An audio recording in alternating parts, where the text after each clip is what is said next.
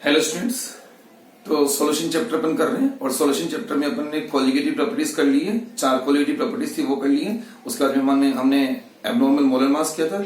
Molar mass में abnormality आती है सॉलिड के डिसोसिएशन या एसोसिएशन की वजह से। फिर हमने इसी में Vento factor, degree of dissociation, degree of association, ये सब हमने देख लिया था। ठीक है, अब हमारा जो नेक्स्ट टॉपिक आ रहा है वो आ रहा है ideal and non ideal solutions. ठीक है, तो देखते हैं ideal and non ideal solution. ठीक है, ideal and non ideal solution. Ideal and non ideal solutions. Ideal and non ideal solutions, है ना। तो एक एक करके अपन को देखेंगे। पहले फर्स्ट देखेंगे अपन आइडियल सॉल्यूशंस। ठीक है, नंबर 1 आइडियल सॉल्यूशंस। ठीक है, आइडियल सॉल्यूशंस, किन सॉल्यूशंस को अपन आइडियल सॉल्यूशन बोल रहे हैं, है ना। देखो अभी तक जितने भी लॉज हमने पढ़ रहे हैं, चाहे वो हेनरी लॉ हो, चाहे वो राउल्ट्स लॉ हो और चाहे वो कोलिगेटिव प्रॉपर्टीज हो, सब किन के लिए एप्लीकेबल है? सब एप्लीकेबल होती है आइडियल सॉल्यूशंस पर। ठीक है, Henry law, Raoult's law, colligative properties सब किन के लिए बनी है? आइडियल सॉल्यूशंस के लिए बनी है। ठीक है, अब हमको यही समझना है कि क्या होते हैं आइडियल सॉल्यूशन। ठीक है, तो देखते हैं आइडियल सॉल्यूशन क्या है। सॉल्यूशंस, ऐसे सॉल्यूशन जिनका हर component, each and every component किसको ओबे करता हो? राउल्ट्स लॉ को ओबे करता है at all range of temperature and concentration. ठीक है, टेम्परेचर और कंसंट्रेशन की हर रेंज में वो राउल्ट्स लॉ को ओबे करे, तो ऐसे सॉल्यूशन को हम क्या बोलते हैं? Ideal solution. ठीक है, कहने का मतलब ये है, मैं लिख देता हूं डेफिनेशन। एट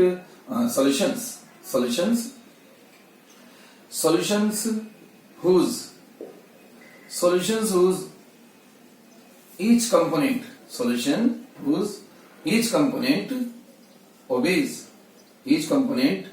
obeys किसको ओबे करता हो? each component obeys Raoult's law को ओबे करता हो।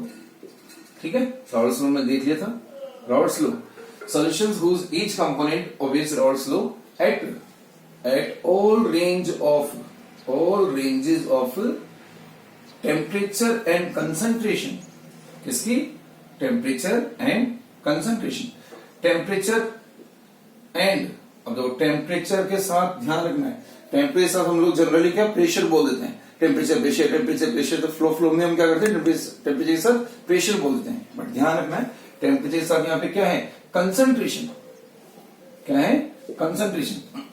तो solution whose each component obeys Raoult's law at all range of temperature and concentration, ठीक है, are called ideal solution, जिसका हर कंपोनेंट क्या राउल्ट्स लॉ को ओबे करता है at all range of temperature and concentration, क्या कहलाते हैं? आइडियल सॉल्यूशंस कहलाते हैं। ठीक है, अगर राउल्ट्स लॉ की हम बात करें तो राउल्ट्स लॉ में जैसे कि मान लीजिए किसी सॉल्यूशन के 2 कंपोनेंट है ए एंड बी, तो अकॉर्डिंग टू राउल्ट्स लॉ, ठीक है, तो according to Raoult's law component A का partial vapour pressure P A किसके इक्वल होना चाहिए? पी नोट ए, है ना। That is partial pressure of A P A equals to P naught A X A and P B equals to P naught B X B.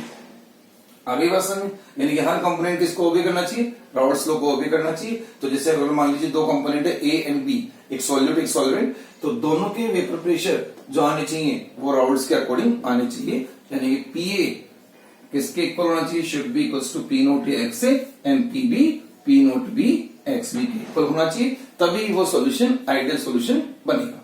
ठीक है, तो ये तो एक कंडीशन हुई है आइडियल सॉल्यूशन की। अब आइडियल सॉल्यूशन के लिए और क्या क्या जरूरी है वो भी देखेंगे। ठीक है, क्या होता है आइडियल सॉल्यूशन में, है ना। इन आइडियल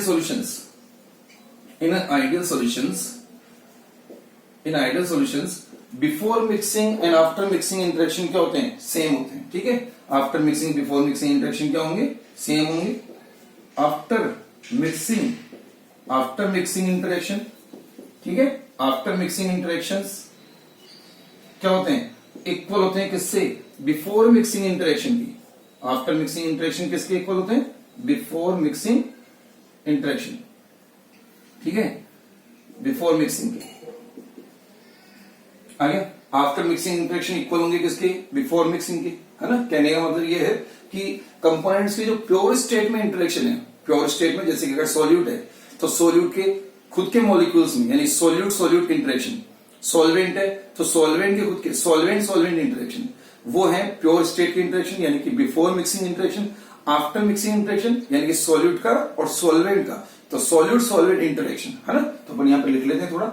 आफ्टर मिक्सिंग का मतलब हम बोल सकते हैं क्या, after mixing solute solvent interaction, solute solvent interaction, ठीक है। सॉल्यूट सॉल्वेंट इंटरेक्शन ये है आफ्टर मिक्सिंग। बिफोर मिक्सिंग ये इक्वल रहेंगे किसके, बिफोर मिक्सिंग क्या, before mixing solute solute solute solute interaction, ठीक है, सॉल्यूट सॉल्यूट इंटरेक्शन,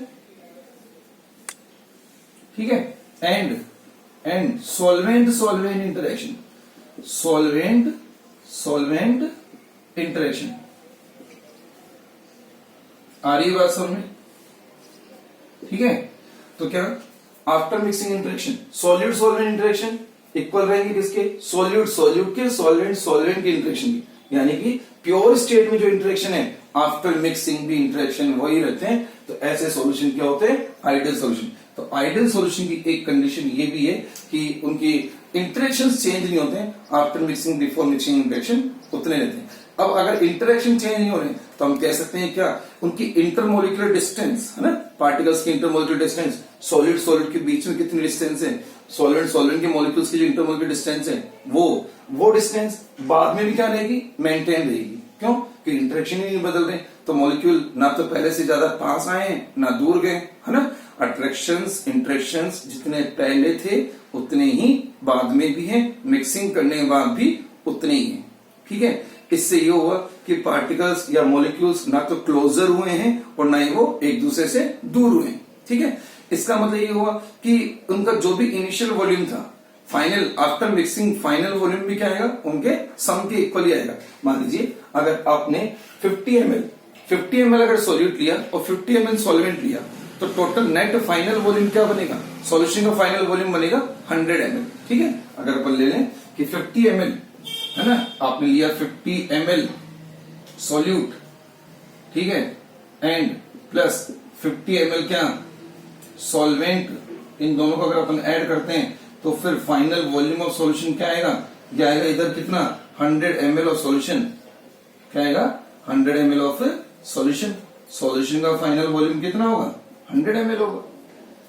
अरे बात समझ में, क्यों, क्योंकि मॉलिक्यूल्स ना तो पास आ रहे हैं ना दूर जा रहे हैं, क्योंकि इंटरेक्शन उनके चेंज नहीं हो रहे। तो initial volume and final volume क्या होंगे, सेम होंगे। तो अब हम यहां से बोल सकते हैं कि डेल्टा वी मिक्सिंग, है ना, अगर अपन डेल्टा वी मिक्सिंग बनाए तो डेल्टा वी मिक्सिंग कैसी बनेगी, डेल्टा वी मिक्सिंग, ठीक है। मिक्सिंग की डेल्टा वी, मिक्सिंग की डेल्टा वी कैसे बनेगी, मिक्सिंग की डेल्टा वी होती है V final minus V initial, V final minus V initial. Final volume भी हमारा कितना है 100, इनिशियल भी कितना है 100, तो डेल्टा वी मिक्सिंग कितना हो जाएगा 0। आगे बात समझ, डेल्टा वी मिक्सिंग 0। अब जब इंटरेक्शन में कोई चेंज नहीं हुआ है तो फाइनल इंटरेक्शन इनिशियल इंटरेक्शन सब क्या है, सेम है। तो अब एंथैल्पी चेंज का क्या होगा, एंथैल्पी चेंज मतलब कि एनर्जी रिलीज होगी, एब्जॉर्ब होगी, क्या होगी, कुछ नहीं होगी।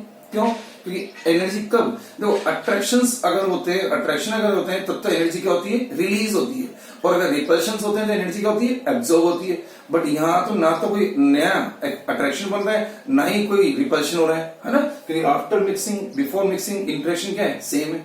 एंथैल्पी चेंज कभी होता है किसी प्रोसेस में तो वो या तो अट्रैक्शंस के इंक्रीज होने से या रिपल्शन के इंक्रीज होने से होता है, बट यहाँ ऐसा कुछ भी नहीं है। तो अगर एंथैल्पी चेंज की बात करें, है ना, तो मैं यहां लिख देता हूं एंथैल्पी चेंज,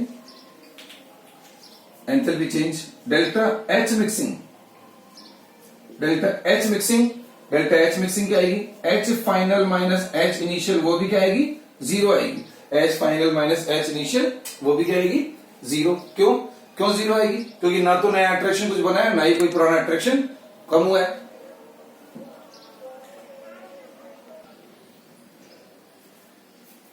ठीक है, तो before mixing after mixing interaction क्या हो जाएंगे, सेम हो जाएंगे, ठीक है।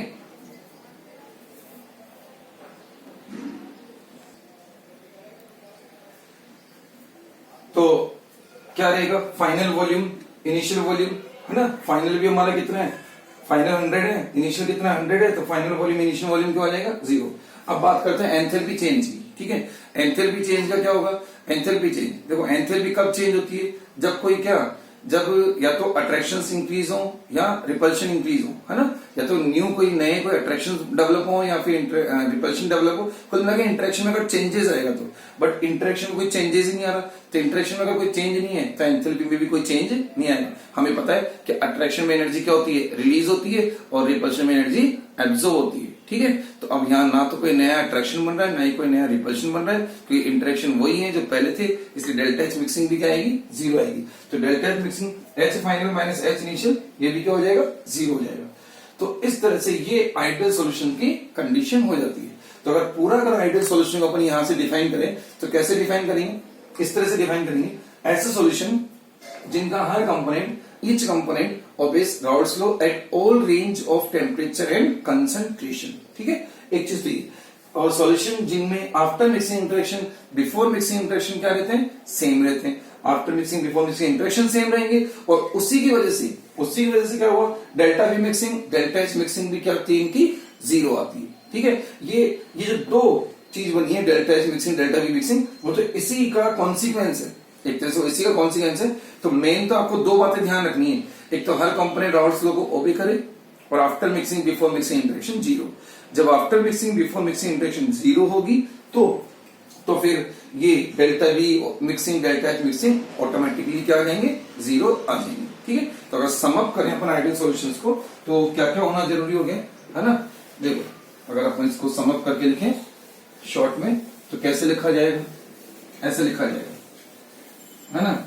मतलब क्या क्या कंडीशन, अगर कंडीशन की बात करें तो क्या, आइडियल सॉल्यूशंस की condition, conditions of ideal solution,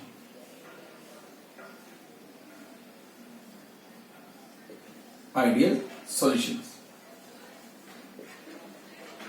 ठीक है।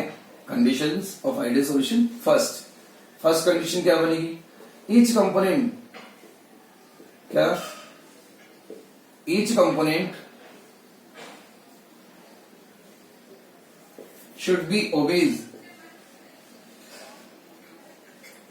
obeys क्या, राउल्ट्स लॉ। किसको ओबे करना चाहिए, राउल्ट्स लॉ को ओबे करना चाहिए, ठीक है। हर कंपोनेंट राउल्ट्स लॉ को ओबे करना चाहिए, यानी कि P naught P A equals to क्या होना चाहिए, P naught A X A, and अगर कोई दूसरा कंपोनेंट भी है जैसे कि पी बी, है ना, सॉल्यूट सॉल्वेंट, तो P naught B X B, आ गई बात समझ में, ठीक है। ये तो एक तो ये होना चाहिए। सेकंड चीज जो है वो क्या, कि after mixing before mixing interaction क्या होनी चाहिए, सेम होनी चाहिए। After mixing interaction equals to होनी चाहिए बिफोर मिक्सिंग इंटरेक्शन की, आ गया, ठीक है। और थर्ड जो इसी का कॉन्सिक्वेंस है क्या, delta V mixing and delta H mixing क्या होनी चाहिए, 0। Delta V mixing and delta H mixing क्या होनी चाहिए, 0 होनी चाहिए। तो ऐसे सॉल्यूशन फिर क्या कहलाते हैं, आइडियल सॉल्यूशन कहलाते हैं। आ गई बात समझ में, है ना, जिनका हर कंपोनेंट्स राउल्ट्स लॉ को ओबे करे, ठीक है। After mixing before mixing interaction same हो, और ये तो इन्हीं की इसी का कॉन्सिक्वेंस है, सेकेंड वाले पॉइंट का ही कॉन्सिक्वेंस है कि delta V mixing and delta H mixing 0 आ गई। तो ये होता है आइडियल सॉल्यूशन। बट अब देखा गया है कि प्रैक्टिकली कोई सॉल्यूशन क्या आइडियल सॉल्यूशन नहीं होता है, प्रैक्टिकली कोई भी सॉल्यूशन आइडियल सॉल्यूशन नहीं होता, है ना। लेकिन फिर भी किनको, वेरी डाइल्यूट सॉल्यूशंस को हम क्या मान सकते हैं, नियरली आइडियल सॉल्यूशन मान सकते हैं। Very dilute solution nearly ideal solution की तरह एक्ट करेंगे। आई बात समझ में, क्यों करेंगे, है ना। प्रैक्टिकली तो कोई आइडियल सॉल्यूशन नहीं है, बट क्या, वेरी डाइल्यूट सॉल्यूशन, कैसे solution, very dilute solutions act करते हैं किसकी तरह, लगभग किसकी तरह एक्ट करेंगे, आइडियल सॉल्यूशन की तरह एक्ट करेंगे, ऑलमोस्ट वो आइडियल सॉल्यूशंस होंगे, ठीक है। Very direct solution ideal solution तरह एक्ट करते हैं। क्यों करते हैं समझ लो, है ना। वेरी डाइल्यूट यानी जिसमें सॉल्यूट की क्वांटिटी क्या है, बहुत ही कम है। सॉल्यूट कैसा है इसके अंदर, solute is in small quantity, very small quantity, very small quantity. Solute जो है बहुत ही स्मॉल क्वांटिटी में थोड़ा सा ये सॉल्यूट आ गया। अब आप बताएं कि सॉल्यूट अगर थोड़ा सा ऐड किया, मान लीजिए आपने 1000 ml वाटर लिया, है ना, 1 लीटर वाटर लिया, 1000 ml वाटर लिया और उसके अंदर थोड़ी सी शुगर हमने डिसोल्व की है, ठीक है, 5 ग्राम 10 ग्राम थोड़ी सी शुगर हमने डिसोल्व की है। तो अब ये केस बन गया किसका, अब ये केस हो गया वेरी डाइल्यूट का। अब इस केस में जब अपने 1000 ml में 5 ग्राम 10 ग्राम अगर शुगर इसमें डिसोल्व किए तो फाइनल वॉल्यूम यानी जो सॉल्यूशन का वॉल्यूम है उसमें कितना चेंज आएगा, पहले वो 1000 ml था, अब वो थोड़ा सा बढ़ जाएगा। तो चेंज जो आ रहा है डेल्टा वी जो आ रहा है वो ना के बराबर आ रहा है, ठीक है, तो वो ऑलमोस्ट क्या है, 0। सिमिलरली इसी तरह से अगर हम बात करें डेल्टा एच की, है ना, वैसे हमको पता है कि शुगर, है ना, dissolution of sugar in water अपने आप में एंडोथर्मिक प्रोसेस होता है ना, शुगर का पानी में घुलना एंडोथर्मिक है, ठीक है। लेकिन अगर अपन ने बहुत सारे पानी में थोड़ी सी शुगर डिसोल्व किए तो हीट का जो चेंज हो रहा है, जो एंडोथर्मिक प्रोसेस हो रहा है वो ना के बराबर है ना, तो हीट चेंज भी क्या है, ना के बराबर। तो उस केस में delta V mixing, delta H mixing almost क्या होते हैं, नियरली 0 जाते हैं, है ना। हम ये तो नहीं कहेंगे कि बिल्कुल परफेक्टली 0 है, बट वो लगभग 0 ही है, आ गया। तो कहने का मतलब ये है कि वेरी डाइल्यूट सॉल्यूशन में आइडियल की कंडीशन थोड़ी सी फिट बैठ जाती है, ऑलमोस्ट बैठ जाती है, इसलिए हम बोल सकते हैं कि ideal solution, dilute very dilute solution nearly ideal solution की तरह एक्ट करेंगे। अगर आप इंटरेक्शन की बात करो तो इंटरेक्शन की बात हम कर सकते हैं कि जैसे अगर मान लीजिए आपने 1000 ml वाटर लिया था आपने और थोड़ा सा उसके अंदर शुगर डाला या कोई सॉल्यूट डाला है, तो अब थोड़ा सा 1000 ml वाटर के जो इंटरेक्शन थे तो शुगर के पार्टिकल उसके इंटरेक्शन को बहुत ज्यादा अफेक्ट नहीं कर पाएंगे, बहुत ज्यादा चेंज उनको नहीं कर पाएंगे। तो after mixing before mixing interaction भी ऑलमोस्ट क्या रहने वाली है, इक्वल रहने वाली है ना। तो हम कह सकते हैं कि very dilute solution nearly ideal solution की तरह एक्ट करेंगे, ठीक है। तो ये बात होगी। अब हम चाहते हैं कि हम अगर कोई आइडियल सॉल्यूशन बनाएं, है ना, देखो परफेक्टली आइडियल, तो मैं फिर बोल रहा हूं परफेक्टली आइडियल तो कभी नहीं बन सकता, लेकिन ऑलमोस्ट नियरली अगर आइडियल हमको बनाना है तो हमको कुछ ऐसा करना पड़ेगा कि after mixing before mixing interactions same रहे, है ना।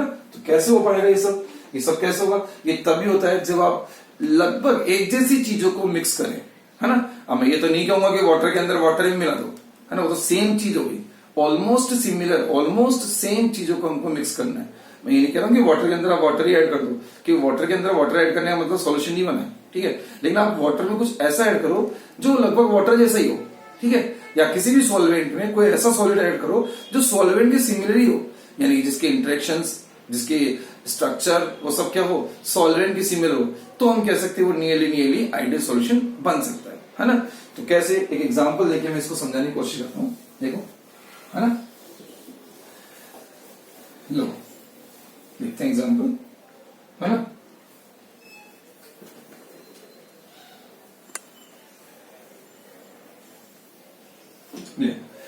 तो अपन ले लेते हैं example ethanol water, methanol water, इस तरह का एग्जांपल ले लेते हैं, sorry ethanol water similar structure लेना है, मिथेनॉल एंड इथेनॉल का एग्जांपल लेते हैं ना, ठीक है।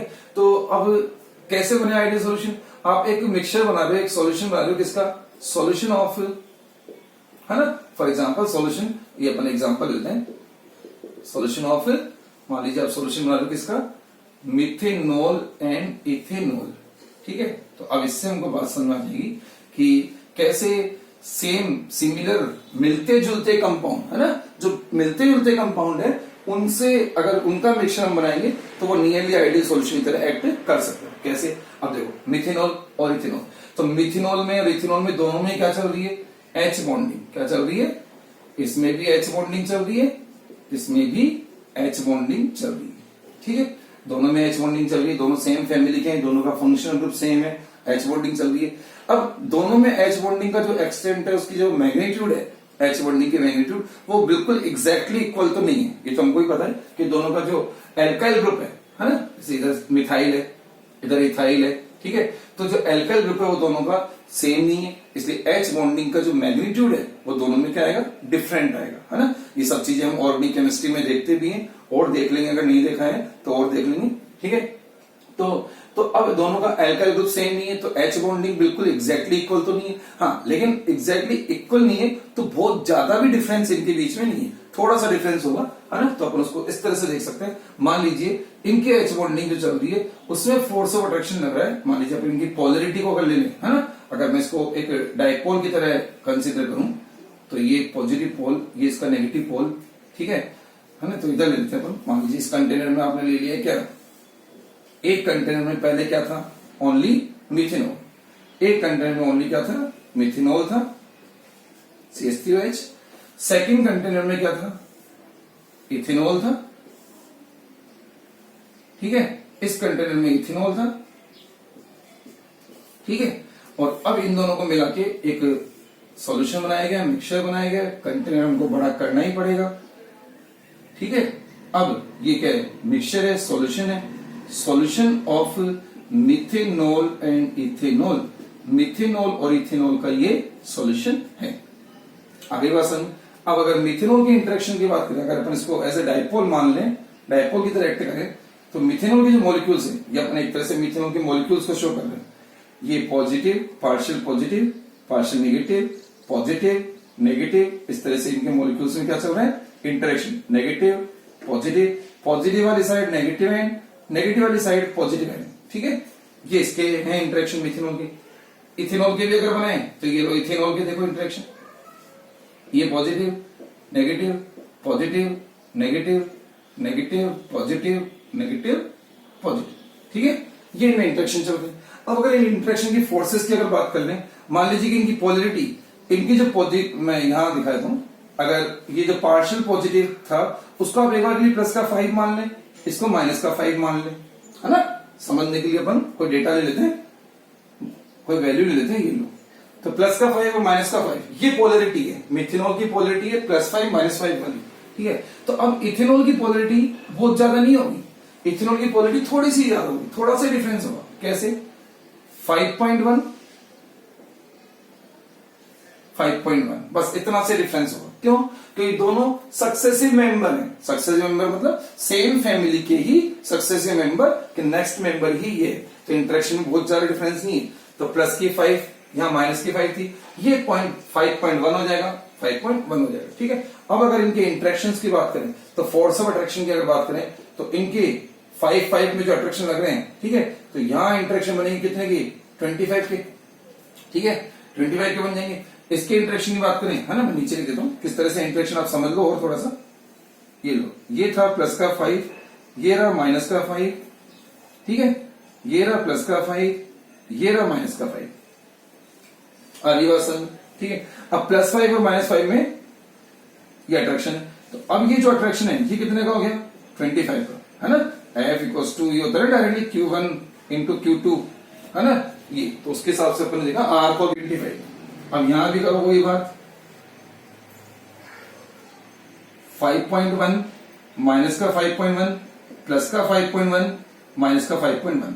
अब इनमें इंटरेक्शन हो रहा है 5.1 5.1 से, तो अब यहां फोर्स ऑफ अट्रैक्शन कितने आएंगे, 26.01 आएगा। तो उसको 26 से ले लेते हैं, 26 से ले लेते हैं, ऑलमोस्ट 26, ठीक है। तो ये लगभग 26 आ जाएगा। आगे समझ में, ठीक है। अप्रोक्सीमेट 26.01 आता है, तो ये ले लिया अपने 26, ठीक है। अब इसमें देखते हैं मिक्सचर में।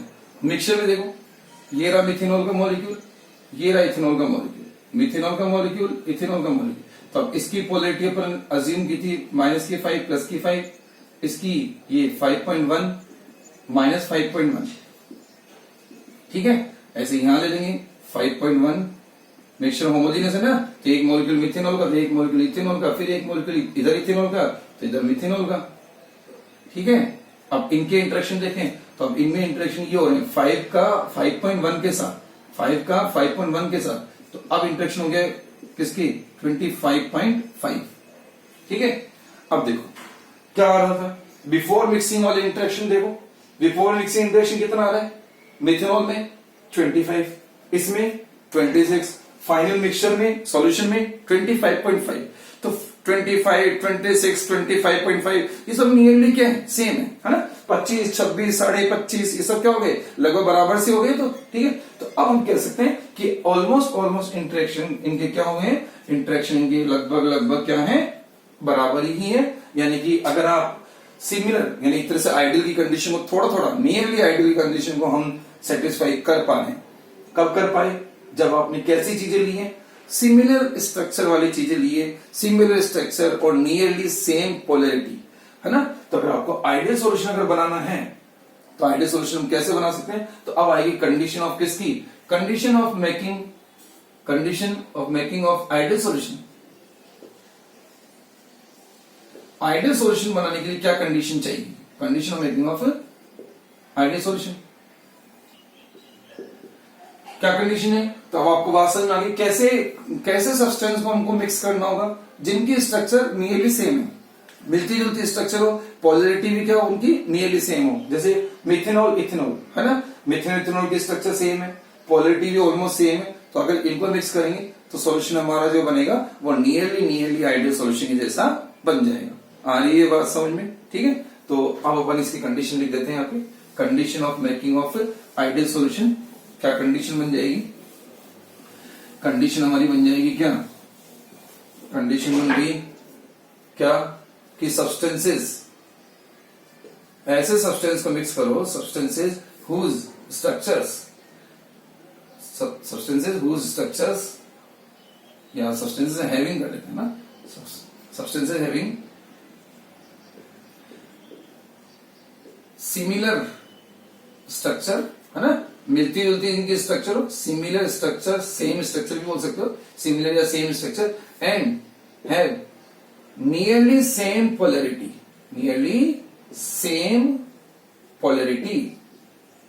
आ गया? ठीक है, तो ऐसे सब्सटेंस जिनकी स्ट्रक्चर क्या हो, सिमिलर स्ट्रक्चर वाले और नियरली सेम पोलैरिटी वाले जो कंपाउंड है, अगर उनको हम मिक्स करेंगे तो फिर हमारा जो सॉल्यूशन वो कैसा बनेगा?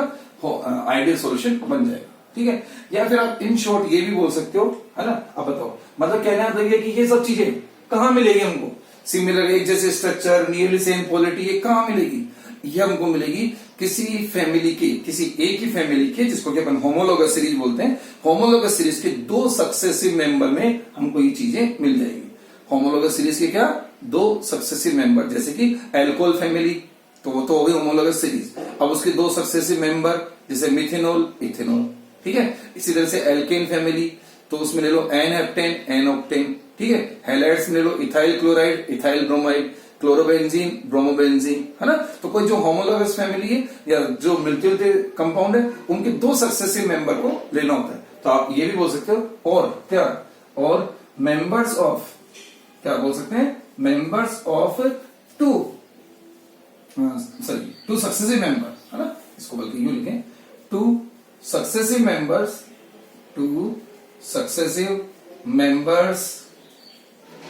Members of homologous series.